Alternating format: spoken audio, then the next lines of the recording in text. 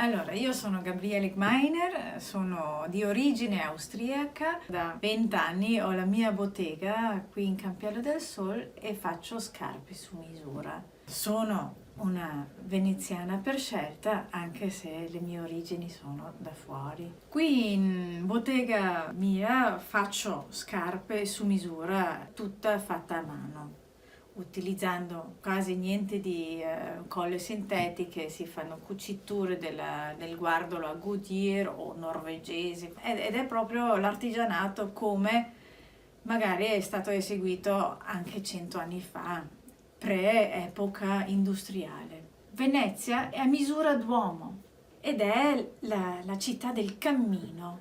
La scarpa qui vale come il mezzo di trasporto. La città mi ha accolto benissimo, proprio sono felici i veneziani che tali realtà ancora esistono. Faccio parte della vita pubblica con questa bottega. Sì, è un prodotto molto, molto giusto, penso, quello che faccio, la scarpa su misura fatta a mano, perché rispecchia anche una certa sostenibilità. È una cosa proprio per la vita, piuttosto di avere uso e getto.